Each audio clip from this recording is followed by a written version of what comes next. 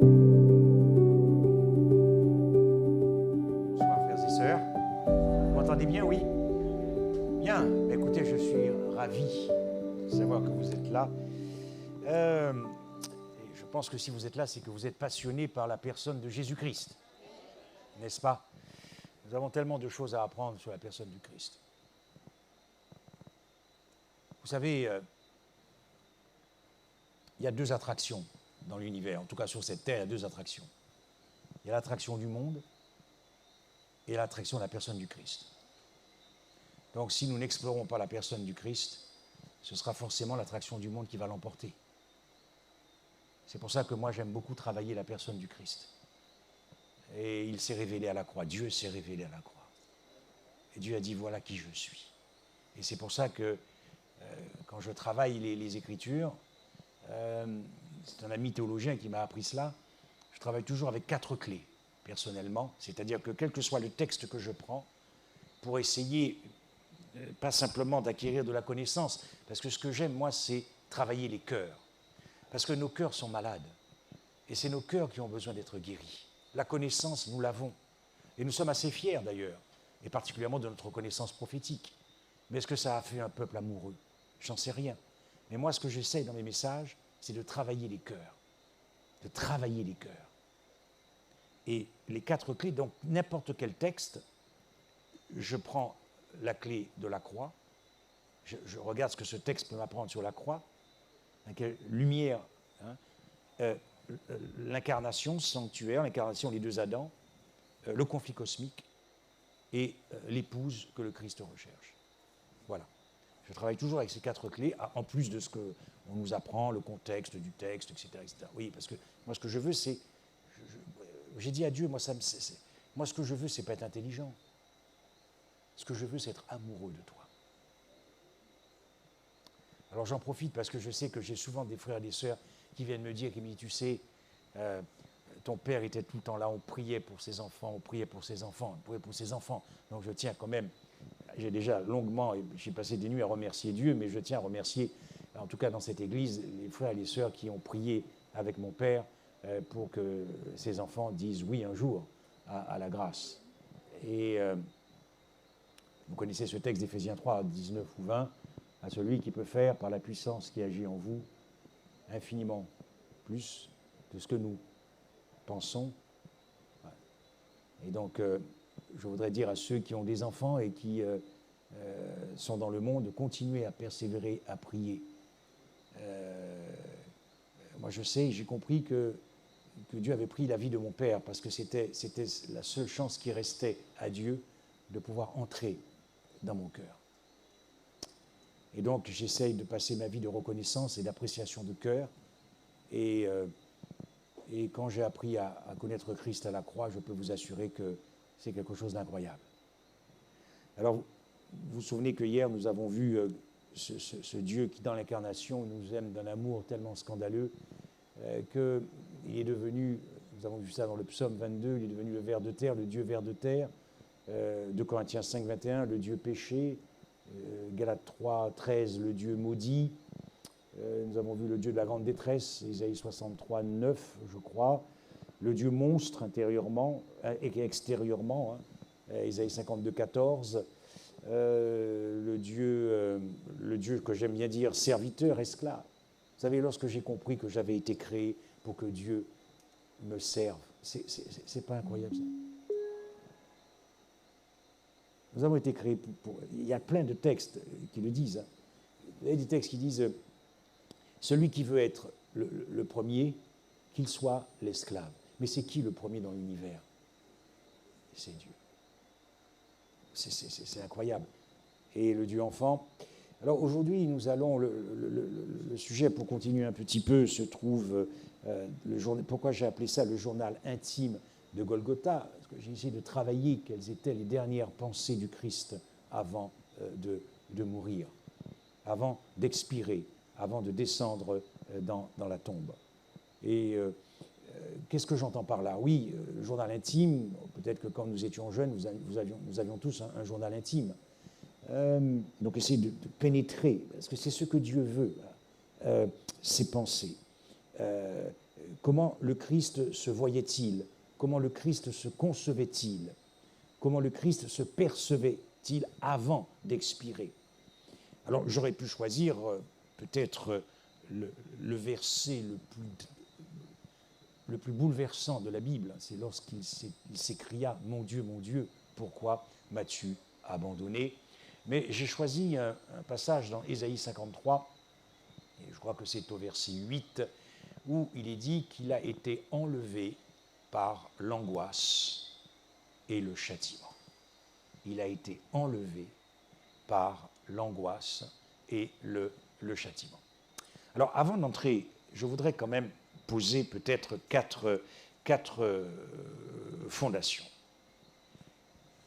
Je vous l'ai dit déjà hier, quand nous entrons dans ces profondeurs complexes, mystérieux, et l'éternité ne suffira pas à comprendre tout ce qui s'est passé à la croix, il ne faut jamais oublier de placer la mort du Christ dans le contexte du jugement dernier. Jean 12, verset 31, le jugement de ce monde est venu. Et lorsque le Fils de l'homme aura été élevé, et on comprend qu'il s'agit ici à la croix, j'attirerai tous les hommes à moi. Il indiquait ainsi de quelle mort il devait mourir. À ce propos, s'il indiquait de quelle mort, c'est dans la Bible que nous pouvons trouver de quelle mort, et nous savons qu'il n'y a que deux morts, mais que dans le contexte du jugement dernier, il ne peut s'agir que de la seconde mort. Donc si nous ne plaçons pas la mort du Christ dans le contexte du jugement dernier, dans le contexte de la seconde mort, dans le contexte de la malédiction, voyez tout ça, dans le contexte de la mort maudite, de la colère de Dieu, on ne peut pas entrer là-dedans. Nous aurons toujours une compréhension superficielle. Vous comprenez? Et souvent, comme je l'ai dit, on ne peut pas se contenter de dire au monde que Christ est mort pour nos péchés si vous n'associez pas cette mort à une mort maudite, parce que le monde ne peut pas comprendre. Il vous dira, mais moi aussi je meurs, et moi aussi je souffre, donc je ne vois pas trop la différence avec le Christ. Donc il nous faut placer ça dans ce contexte-là pour comprendre quelles étaient les dernières pensées, en quelque sorte, du Christ. La deuxième fondation, c'est pourquoi est-ce important de connaître les pensées du Christ, c'est parce qu'il faut que nous soyons d'accord sur ce que nous comprenons lorsque nous parlons de la perdition. La perdition, c'est une expérience. C'est une expérience. C'est une expérience subjective de votre être, de votre âme, de votre conscience, dans les émotions, dans les sentiments. Et vous allez être irradié par cette expérience. C'est une expérience de détresse existentielle, d'angoisse existentielle, d'agonie existentielle. Gethsémane était le commencement de cette expérience pour le Christ. Et vous voyez bien dans quel état, j'allais dire, même dans quelle instabilité émotionnelle, psychique et psychologique, lorsqu'il y avait même des grumeaux de sang qui sortaient de ses pores. Il commençait là à faire cette expérience. Donc vous comprenez bien que si c'est une expérience, ce n'est pas quand vous êtes mort que vous faites cette expérience de perdition. Parce que quand vous êtes mort, vous ne savez plus rien. Quand vous êtes mort, vous n'avez plus conscience de rien. Vous êtes mort, vous ne savez même pas, vous ne savez plus rien. Corps, âme, esprit, tout ça s'est retourné dans la poussière. Vous comprenez? Donc, dans le contexte du jugement dernier, c'est Dieu qui dicte à la conscience du perdu qu'il est indigne de vivre. Et c'est cette expérience-là de perdition que vous vivez avant de mourir. Il y a des passages dans l'Écriture qui sont tout à fait des passages puissants. Quand on dit qu'il a dû apprendre, dans Hébreux 5.8, il a dû apprendre l'obéissance par les choses qu'il a souffertes. Parmi les choses qu'il a souffertes, il y a surtout, d'abord, sa crucifixion à la croix, à Gethsémane, à la croix. Bien. Ou dans Philippiens 2, verset 8, où il dit qu'il a dû apprendre l'obéissance, de la mort et de la mort à la croix. Il s'est rendu obéissant jusqu'à la mort de la croix. Il s'est rendu obéissant. Mais dites-moi, s'il part dans son esprit en se disant que c'est juste un sommeil pour 3 jours, est-ce qu'il a besoin d'apprendre l'obéissance? Est-ce qu'il a besoin d'apprendre à se soumettre à cette expérience-là? Non. il n'y a pas besoin d'être tenté de désobéir quand vous savez qu'au bout de 3 jours, vous allez revenir à la vie. Vous comprenez ? Et comme le verset plus haut dit que c'est avec des cris et avec des larmes et des supplications, vous comprenez ? Donc, c'est important de comprendre qu'il passe par cette expérience de perdition. La troisième, et d'ailleurs, il faut qu'on soit clair. Vous savez, dans la Bible, on nous dit que Christ est mort pour nous. C'est biblique. Il est mort pour nos péchés. C'est biblique. Il y a des textes qui disent, alors on ne trouve pas ça dans les versions françaises, mais quand on essaye d'approfondir et qu'on fait des recherches sur le grec, vous avez 2 prépositions qui disent aussi à notre place. Bien. Alors c'est très débattu dans les milieux, dans les cercles théologiques, tout ça est très très débattu. Mais nous croyons qu'il est mort aussi à notre place. Mais quand vous dites qu'il est mort à notre place, vous êtes en train de dire qu'il a fait l'expérience de ta propre mort. Bien, donc il a nécessairement fait l'expérience de ta propre perdition. Alors, si vous dites qu'il ne s'est pas perdu parce qu'il savait qu'il allait ressusciter, alors il faut au moins reconnaître qu'il n'est pas mort donc à notre place. Vous voyez ? Il faut vraiment travailler tout ça parce que j'ai lu énormément, j'ai lu énormément de livres et vous ne pouvez pas vous imaginer que dans les cercles théologiques, et depuis les pères de l'Église jusque dans la postmodernité, vous ne pouvez pas savoir qu'il y a un courant de théologiens de tous bords qui sont en train de dégommer tout ce qui s'est passé à la croix. Ils ne veulent pas entendre parler d'expiation, ils ne veulent pas entendre parler de propitiation, ils ne veulent pas entendre parler de substitution pénale, ils ne veulent pas entendre parler de colère de Dieu, de punition. Tout ça est très discuté. Et ce qui fait qu'on finit par désosser la croix, et à mon sens, on finit par voler la gloire de ce qui s'est passé à la croix. Troisième fondation, le savait-il? Parce que souvent on dit, mais oui, mais Frédéric, il savait quand même, il savait qu'il allait ressusciter, donc, là aussi, durant son ministère, oui, il l'a dit, il l'a annoncé à ses disciples, et les disciples ne comprenaient pas. Il le dit même juste avant Gethsémane, il dit qu'il va beaucoup souffrir, mais qu'au 3e jour, il va les précéder en Galilée. Vous voyez, tout ça, c'est biblique. Sauf que, à la croix, c'est pas rien. À la croix, c'est pas rien. Il va vivre une expérience subjective qui l'a démoli. Il va passer par une expérience subjective de son être qui va l'anéantir à la croix. Il y a une réalité à la croix qui va, en quelque sorte, l'habiter. Et cette réalité, et ça c'est l'intervention du Père, se trouve dans 2 Corinthiens 5, verset 21. Lorsqu'il est dit que lui qui n'a point connu le péché, il l'a fait devenir péché. Alors, je vous l'ai dit, là aussi, il y a tellement de littérature là-dessus, mais non, c'est sacrifice pour le péché, etc. Alors, le texte grec ne dit pas ça. Mais nous, en tant qu'adventistes, nous pouvons travailler avec la clé du conflit cosmique pour comprendre que lorsque Christ vient sur cette terre, sa mission, d'abord, c'est de réconcilier l'univers avec la famille divine. C'est de réconcilier l'univers. Il n'y a pas que la race humaine à sauver, il y a une réconciliation de l'univers. Or, dans le conflit cosmique, à un moment donné, Lucifer a proposé, dans le cadre d'une campagne présidentielle, il a proposé un plan. Il a proposé une philosophie nouvelle, un style de vie, sur le plan politique, éthique, philosophique. Il a dit que ce qu'il proposait était meilleur que ce que Dieu proposait. Il a proposé un système existentiel qui était centré sur lui-même. Il y en a marre d'aimer les autres. Ce qui est important, c'est de penser d'abord à soi et ensuite les autres.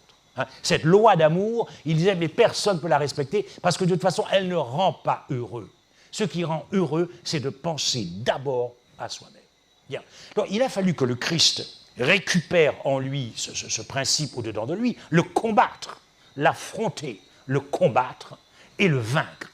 C'est ce que dit Paul dans Romains 8, 20, qu'il a condamné le péché dans la chair. Et parce qu'il s'est frotté à cette loi, puisque tout en lui, dans sa nature, le poussait, en quelque sorte, et il était tenté, donc le poussait, donc il l'a corrigé ce principe dans sa vie. Il a défendu coûte que coûte l'amour agapé contre l'amour éros centré sur soi-même.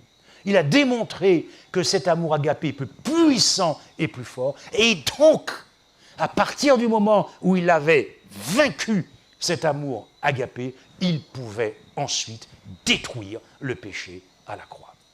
Donc ce n'est pas simplement un sacrifice pour le péché, pour sauver la race humaine, mais c'était pour faire une démonstration. Le problème, c'est que pour détruire le péché et l'ensevelir dans le monde, il doit devenir ce qu'il va détruire. C'est pour ça que Paul dit qu'il s'est fait pécher.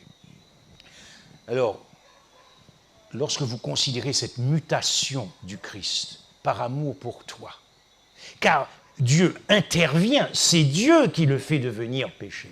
Mais il ne peut le faire devenir péché qu'avec le consentement de Jésus-Christ. Voilà ce qui a bouleversé l'univers, de voir que le Christ, pour te sauver, va accepter de devenir le principe même, la quintessence même du péché. Nous ne savons pas encore à quel point nous sommes aimés.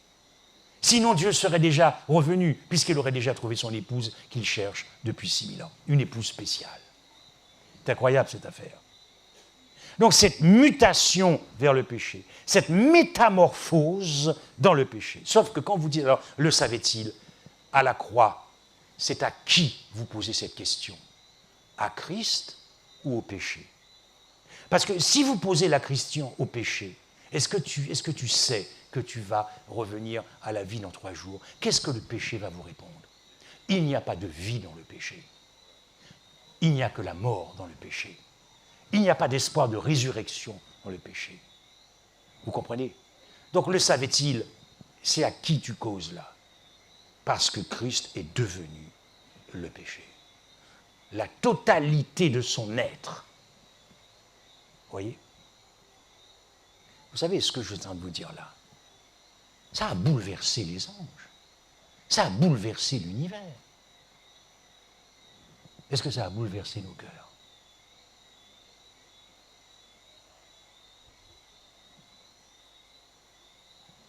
Le savait-il? Est-ce que Christ savait qu'il avait été fait malédiction à la croix?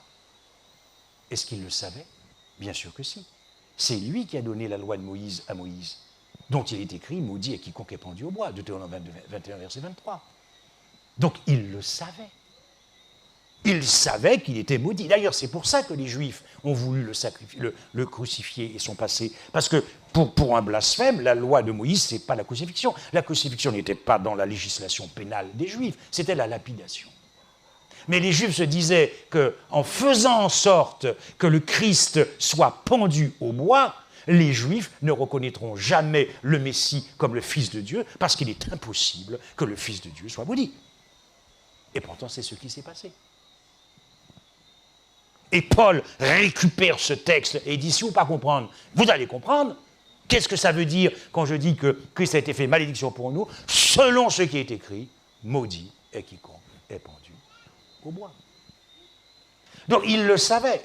Mais alors, puisque c'est le Père qui intervient pour que le Christ puisse goûter à ta perdition, à la même perdition que les méchants connaîtront après le millénium. C'est la même. Ce jugement dernier a déjà eu lieu à la croix, parce que Dieu ne voulait plus que la race humaine meure une deuxième fois de cette seconde mort. C'est pour ça que Paul s'est écrié « Il n'y a plus de condamnation ». Il n'a pas dit qu'il n'y a pas de condamnation, mais il n'y a plus de condamnation. La question donc, comment cette malédiction a-t-elle agi au-dedans du Christ? Vous voyez, on ne peut pas se contenter de lire ces versets. Ils sont scandaleux, mais si on ne rentre pas dedans, comment mon cœur peut être touché par l'amour et par la grâce? Eh bien, la seule manière, à mon sens, pour que les conséquences de la malédiction, qu'ils soient habités par les conséquences de la malédiction, de la même manière que Dieu l'a fait devenir péché, Christ homme, Dieu a ôté en lui cette pleine assurance qu'il avait de sa résurrection. Sinon, vous neutralisez la malédiction. Si vous dites qu'il savait, vous êtes obligé de bazarder la malédiction. Et vous êtes obligé de bazarder le sens biblique de la malédiction. Et vous êtes obligé de bazarder les conséquences de cette malédiction. Vous savez, chers amis, ce n'est pas rien pour Dieu de s'abîmer. Ce n'est pas rien pour Dieu de se dégrader et de se détériorer jusqu'à devenir péché. Cela devrait nous obséder chaque jour. Alors, une fois que nous avons posé ces fondations, il ne faut pas confondre une expérience subjective de perdition et la foi. Car dans cette expérience subjective de perdition, c'est-à-dire qu'il ne voyait plus rien, Madame White dira, je vous invite à relire Témoignages pour l'Église, volume 1, le chapitre 41 sur les souffrances du Christ. Vous avez cet été pour lire ça, ainsi que Golgotha et la croix dans le livre de Jésus-Christ. Elle répète à plusieurs reprises, ceux qui croient que le Christ voyait sa sortie glorieuse du tombeau commettent là une grave erreur. Donc, mais sa foi, elle, n'a pas été engloutie. Le Christ n'a pas perdu la foi. La foi, ce n'est pas ce que je sens. La foi ne dépend pas de ce que je ressens. La foi dépend de ce qui est écrit dans la parole de Dieu. Donc, le Christ n'a pas perdu la foi ni la confiance en son Père. C'est-à-dire que même en traversant la perdition et n'ayant plus l'assurance de sa résurrection, il a quand même, malgré tout, continué de faire confiance à son Père. La Bible appelle ça la foi du Christ. D'ailleurs, Abraham a vécu cette expérience en tout petit, en miniature. Dans Romains 4, il est dit « espérant contre toute espérance ». Le sauveur du monde qui devait sortir de ses reins, des reins d'Isaac, etc., il n'y a plus... Isaac, c'est terminé, donc il n'y a plus de sauveur du monde.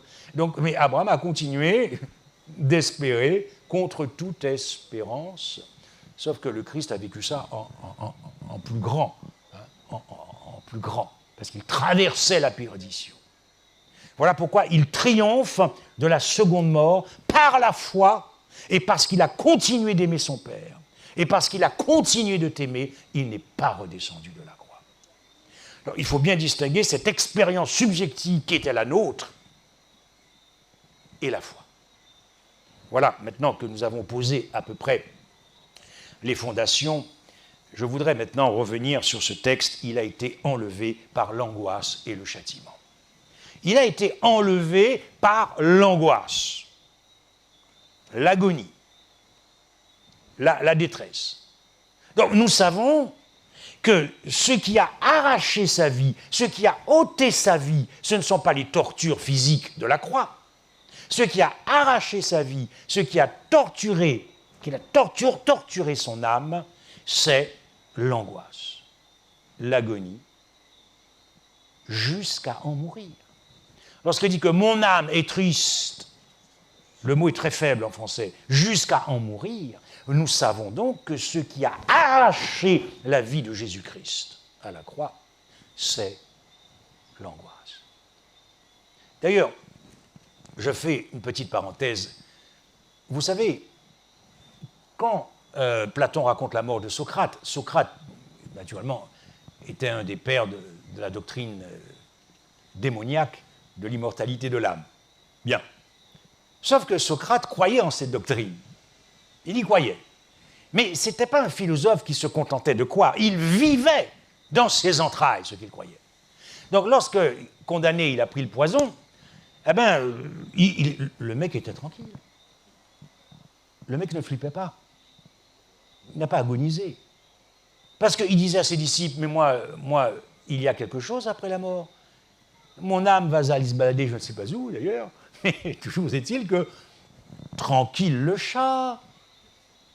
Si vous comparez le système émotionnel de Socrate et du Fils du Dieu vivant, il y a quand même quelque chose qui doit frapper notre esprit. Il y a Socrate, lui, qui est tranquillos, Et il y a le Christ qui supplie son Père, il est supplication des larmes.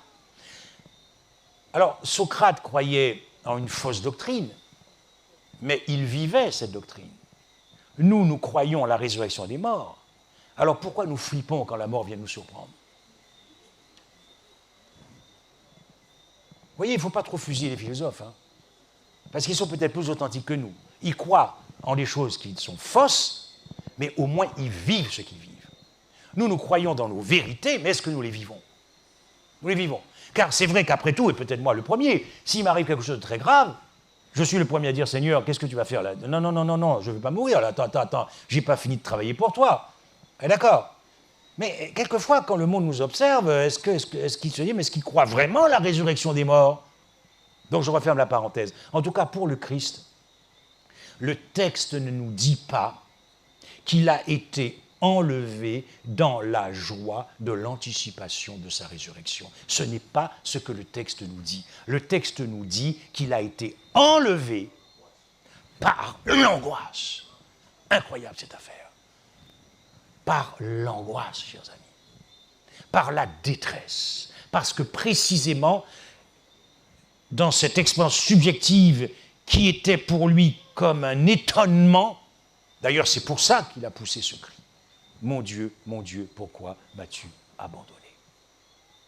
Dès lors qu'il ne possédait plus cette assurance de la résurrection comme il le voulait, ou quand il le voulait, puisqu'il était devenu péché, il a poussé ce cri.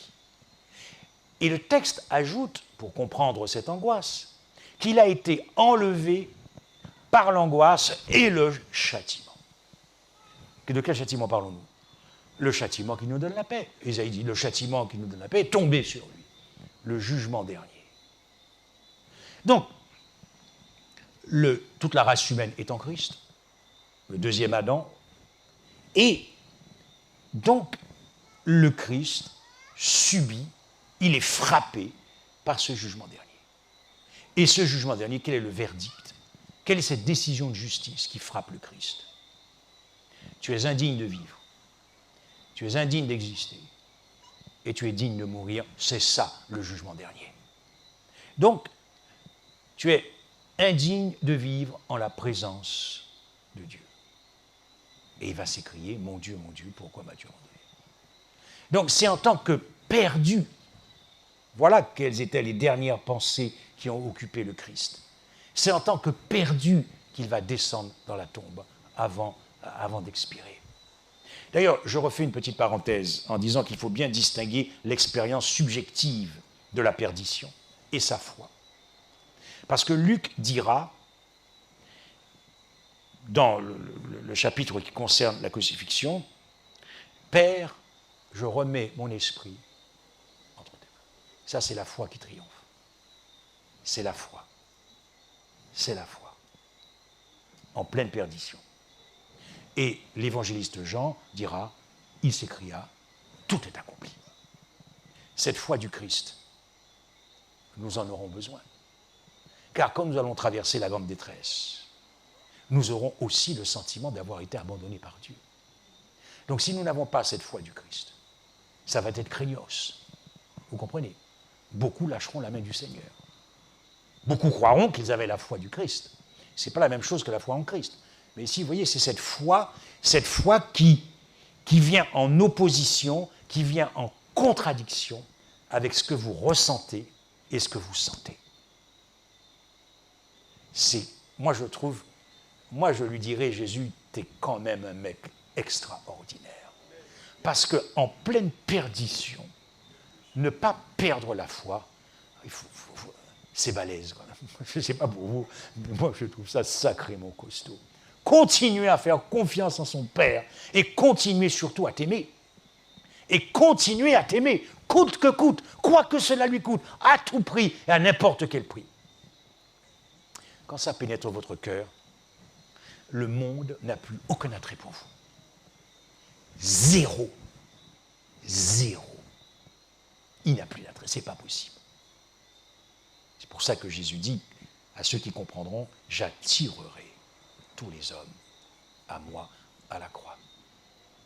Donc, c'est en tant que perdu et c'est en tant que maudit. Et voilà, telles étaient ces pensées qui occupaient le Christ avant de descendre dans le tombeau. Quand j'ai travaillé les malédictions, je ne peux pas me contenter. Quand tu demandes à Dieu, écoute Seigneur, moi je veux tomber amoureux de toi, il va t'envoyer à la croix. Hein. Il va t'envoyer à la croix. Et quand tu vas lire qu'il a été fait malédiction pour nous, tu ne te contentes pas de lire un texte comme ça. Tu travailles la malédiction. Tu travailles dans l'Écriture ce qu'est la malédiction. Sinon, tu passes à côté de tout. Une recherche profonde de la malédiction. Et notamment le Deutéronome 28. Le Deutéronome 28. Alors, je vais vous donner juste dans Deutéronome 28, verset 66. Quand quelqu'un est maudit, ta vie sera comme en suspens. Devant toi, tu trembleras la nuit, le jour. Ça vous rappelle rien, cette expression, la nuit, le jour? Ça vous rappelle rien dans, notamment le message du deuxième ange, la nuit, le message du troisième ange, la nuit, le jour? Tu douteras de ton existence. Deutéronome 28, verset 66. Autrement dit, ce texte nous montre l'expression malédiction ou maudit dans l'Ancien Testament, c'est surtout être dévoué par interdit.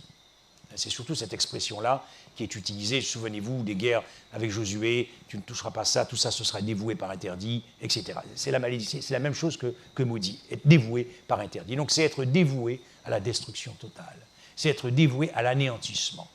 C'est ça, les conséquences de la malédiction. Et voilà ce que dit Deutéronome 28, ta vie sera comme en suspens, devant toi.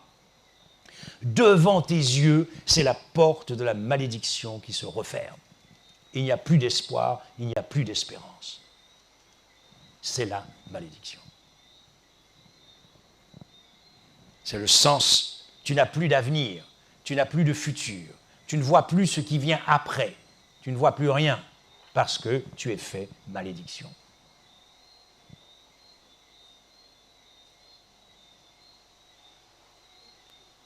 Et il a accepté cela pour toi. Tu ne vois plus au-delà du tombeau, ton avenir est bloqué, sans issue et sans impasse.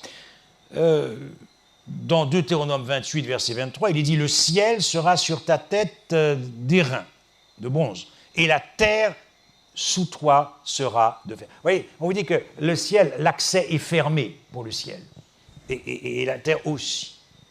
Dans une impasse, parce que tu es maudit. C'est l'intervention du jugement dernier qui a frappé le Christ à la croix.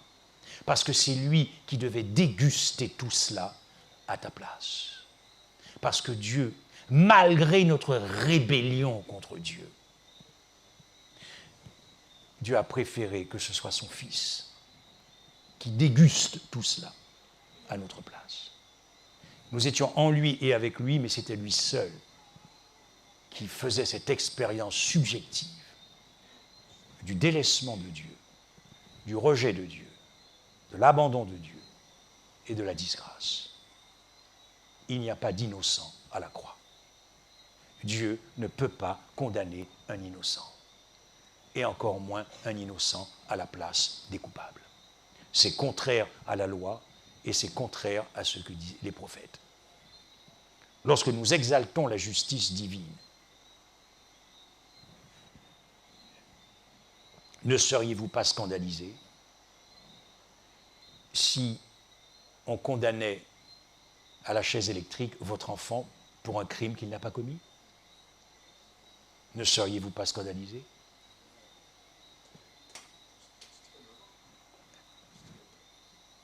Vous diriez, mais c'est quoi cette justice? Mais la justice divine est infiniment supérieure à la justice humaine. Vous comprenez? Ce qui se jouait à la croix, ce n'était plus l'innocence du Christ. Il est l'agneau sans tache et sans défaut. Ce qui est difficile à comprendre dans cette complexité, c'est le double statut de Jésus-Christ à la croix. Innocent et coupable. Il est les deux. Mais ce qui est important à la croix, c'est d'engager la responsabilité pénale du créé. Parce que Dieu ne peut pas envoyer à la seconde mort un innocent. Et le deuxième Adam nous permet de résoudre et de comprendre que nous étions tous en lui et avec lui. Paul dira que c'est lui qui a été crucifié à la croix. Paul dira, j'ai été crucifié avec Christ. Paul dira que vous avez été mis à mort par le corps du Christ. Paul dira qu'un seul est mort, tous sont morts, etc., etc. Mais c'est Christ qui va déguster cette perdition. Dans Isaïe, dans le psaume, j'aime beaucoup ça, dans le psaume 37 et le verset 22, le psaume 37 et verset 22, il dit « Car ceux que bénit l'Éternel possèdent le pays. » Psaume 37, verset 22. « Car ceux que bénit l'Éternel possèdent le pays. Et ceux qu'il maudit sont retranchés. » Et Isaïe nous dira qu'il a été retranché de la terre des vivants. Un troisième texte sur la malédiction que nous trouvons dans Lévitique 27 et le verset 29, où il est dit qu'il n'y a pas de rachat possible pour celui qui a été dévoué par interdit. Le terme dévoué par interdit, en hébreu, là, ça signifie maudit. Il ne pourra être racheté, elle sera mise à mort. Voilà quelles étaient les pensées du Christ qui l'occupaient juste avant d'expirer. Et vous comprenez maintenant pourquoi il s'est écrié « Mon Dieu, pourquoi m'as-tu abandonné ?» Le seul être qui a été abandonné sur cette terre, c'est le Christ.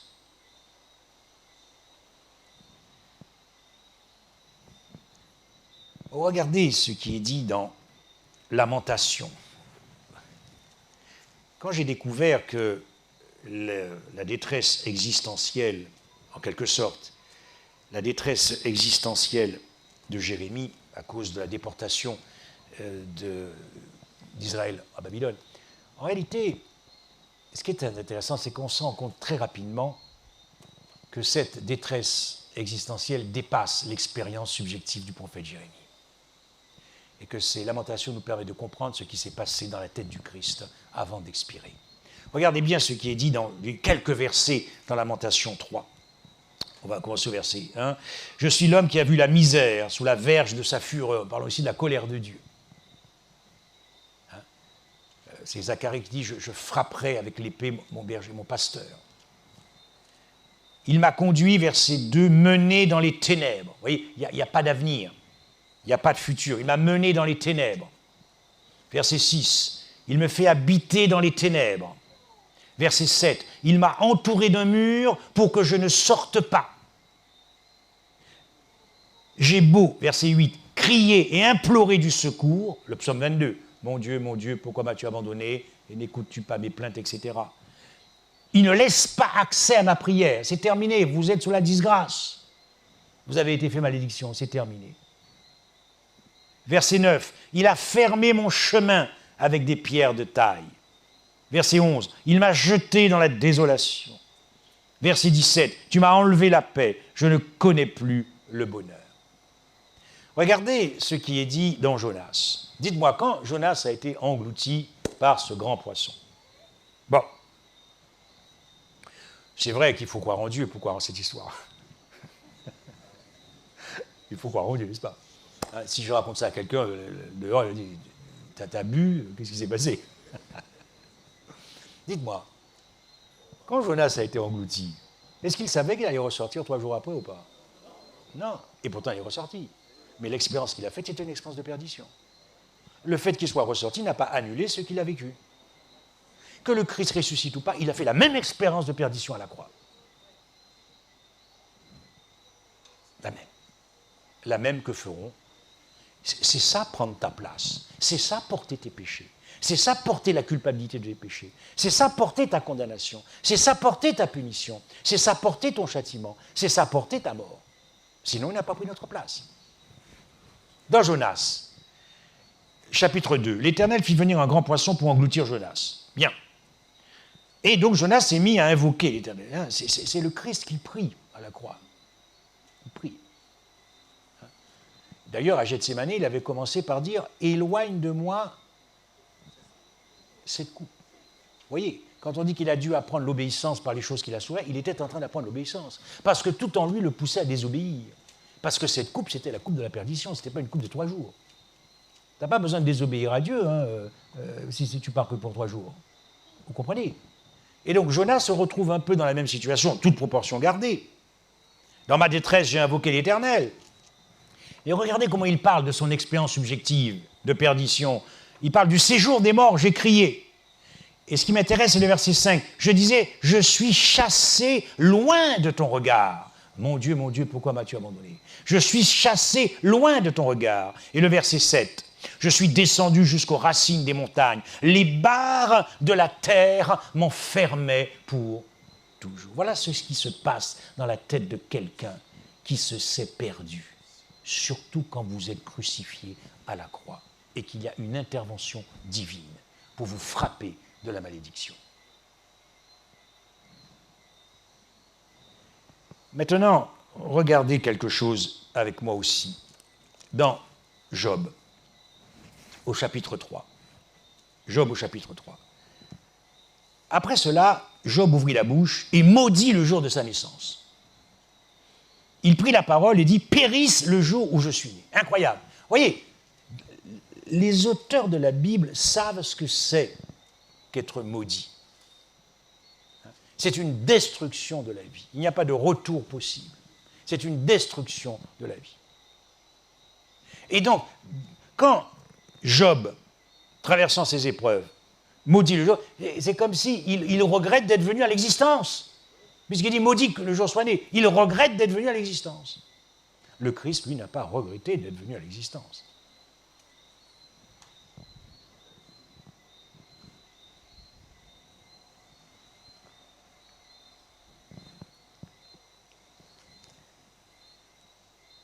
Regardez dans Jérémie 20.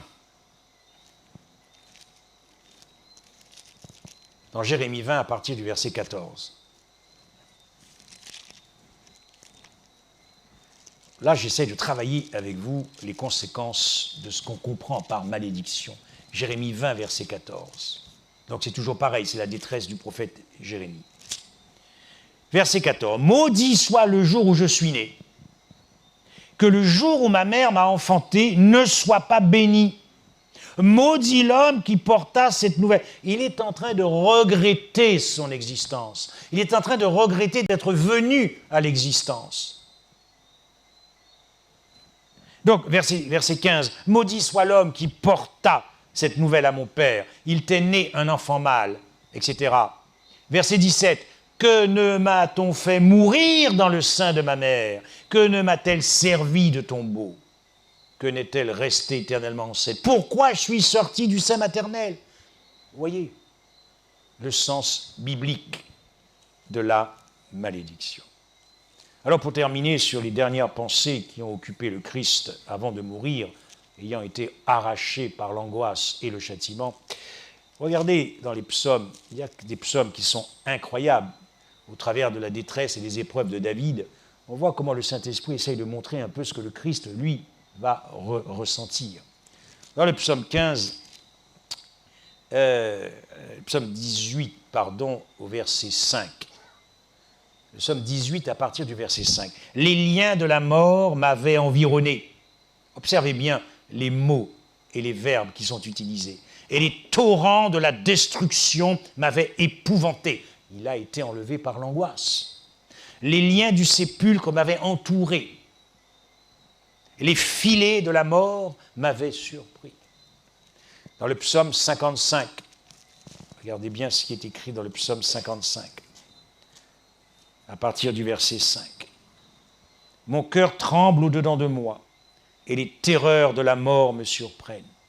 La crainte et l'épouvante m'assaillent, et le frisson m'enveloppe. » Voilà les pensées qui occupaient le Christ. Non seulement parce qu'il a été fait malédiction, mais parce qu'il est devenu le péché. Et que quand vous devenez le péché, il n'y a plus d'espoir pour le péché. Et enfin, dans le psaume 88, il est dit ceci. à partir du verset 6. Je suis étendu parmi les morts, semblable à ceux qui sont tués, couchés dans le sépulcre, à ceux dont tu n'as plus le souvenir et qui sont séparés de ta main. Tu m'as jeté dans une fosse profonde, dans les abîmes et dans les ténèbres. Ta fureur s'appesantit sur moi et tu m'accables de tous les flots. Tu as éloigné de moi mes amis, tu m'as rendu pour eux un objet d'horreur. Je suis enfermé et je ne puis sortir. Mes yeux se consument dans la souffrance. Verset 17, tes fureurs passent sur moi. Tes terreurs m'anéantissent, elles m'environnent tout le jour comme des eaux. Vous avez un peu la même correspondance avec le psaume, en quelque sorte, le psaume 22. Les ténèbres qui ont recouvert la terre pendant 3 heures, de la 6e heure à la 9e heure, n'étaient que le reflet visible et extérieur de ténèbres intérieures qui envahissaient le Christ et qui lui cachaient sa sortie du tombeau.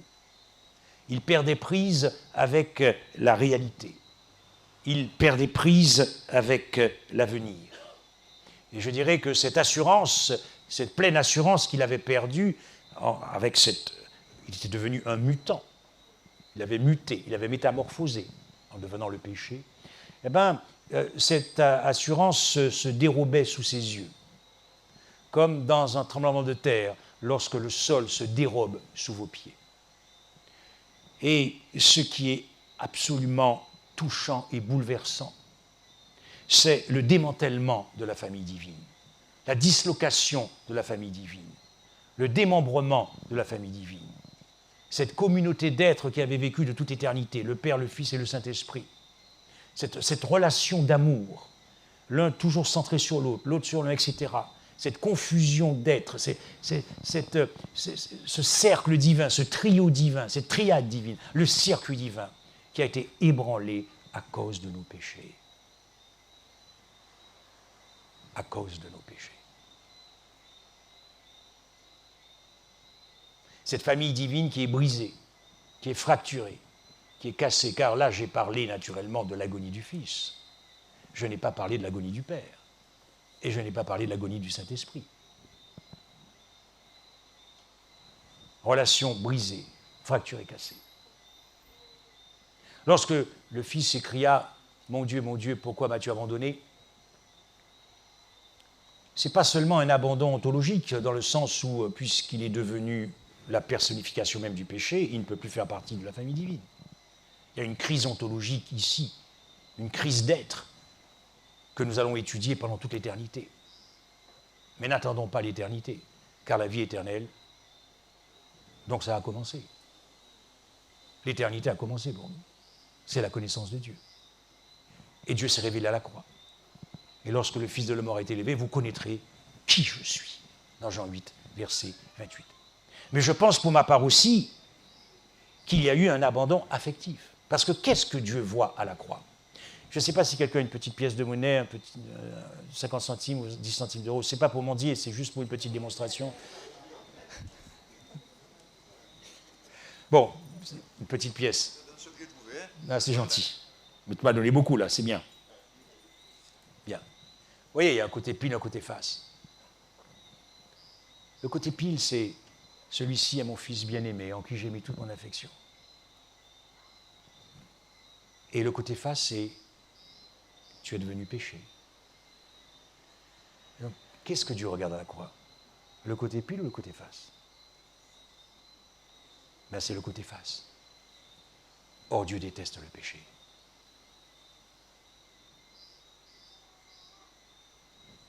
Et en plein abandon. Ça, c'est la dernière pensée du Christ dans son journal. Je reste pendu au bois parce que je t'aime. Son Père et toi. Quand le cœur est bouleversé par ça, on ne peut plus vivre de la même manière. Et on obéit à Dieu, comme il a dit, et dans tout ce qu'il a dit, et dans tous les aspects de notre vie, et y compris dans ce qu'on met dans notre assiette. Parce que l'obéissance, lorsqu'elle devient amoureuse, on n'a même pas conscience qu'on est en train d'obéir. C'est juste de l'appréciation de cœur. Chers frères et sœurs, je vais peut-être rendre la pièce avant que j'oublie. Je ne voudrais pas être poursuivi pour vol, j'aurais besoin d'un avocat, ce serait compliqué pour moi. Donne-nous, Seigneur, donne-nous, Seigneur. Donne-nous, Seigneur. Je ne veux pas avoir des problèmes avec Dieu. Donne-nous, Seigneur. Chers amis, quand j'ai compris que chaque seconde de ma vie avait été financée par Jésus-Christ, chaque seconde de ma vie, je ne parle même pas de l'éternité. Si j'ai pu venir à l'existence, si tu as pu venir à l'existence, c'est à cause de ce qui s'est passé à la croix. Chaque souffle de vie, chaque respiration n'est possible que grâce au sang de Jésus-Christ. Quand j'ai compris que ce que ça a coûté ma vie, c'est-à-dire que Christ, pour que je puisse venir à l'existence, pour que tu puisses venir à l'existence, pour que tu puisses avoir des enfants, pour que tu puisses t'acheter ta belle petite paire de chaussures que tu as ce soir, ton beau petit vêtement que tu portes, ton conjoint qui te rend heureux, ta femme, ton épouse, tes enfants, ta voiture, ta maison, ton pain que tu manges, tout ça, ça a coûté quelque chose. Si Dieu, dans sa condition d'homme, je dis bien dans sa condition d'homme, et pas dans sa condition de divinité, mais si Dieu, dans sa condition d'homme, a renoncé pour toi à l'éternité et à l'immortalité, il ne peut pas te faire une démonstration plus forte pour te dire qu'il t'aime. Alors si ce soir, je ne sais pas si nous avons des visiteurs ici ce soir. Est-ce qu'il y a des visiteurs? Vous êtes un visiteur? Bien. Si, et même si nous avons des frères et sœurs qui ce soir ont compris à quel point ils ont été aimés, très concrètement, et que vous voulez vivre une vie de reconnaissance, une vie d'appréciation du cœur, alors levez-vous et nous allons prier.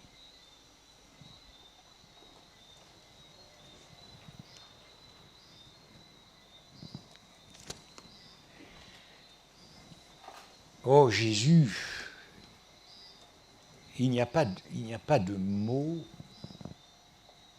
pour exprimer le scandale de la croix et la folie de la croix. Mais tu vois, tant d'amour, ça fait peur, Seigneur.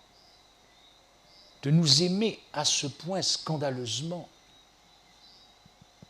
Et encore,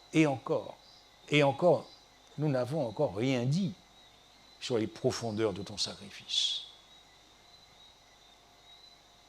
En tout cas, quand on commence à comprendre, quand notre cœur commence à être touché,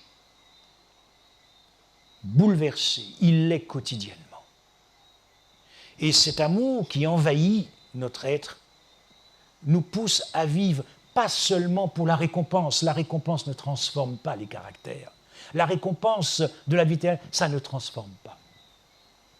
C'est dans une relation intime avec toi, une intimité d'amour, un cœur à cœur, que le Saint-Esprit peut achever l'œuvre qu'il a commencée dans nos vies. Autrement dit, Seigneur, ce que je veux pour moi et pour mes frères et sœurs, c'est que nous puissions comprendre que la seule réponse de notre cœur, c'est de vivre une vie en reconnaissance et de manière désintéressée. Une vie de reconnaissance, une vie de gratitude, une vie d'appréciation du cœur, une vie où c'est l'amour qui répond à l'amour. C'est ce que je veux pour moi-même, c'est ce que je veux pour mes frères et sœurs. Et ce que je voudrais, Seigneur, c'est que nous puissions repartir ici en ayant reçu, au travers de ce message, au travers des chants, un nouveau baptême de l'Esprit, dans le nom de Jésus. Amen. Merci.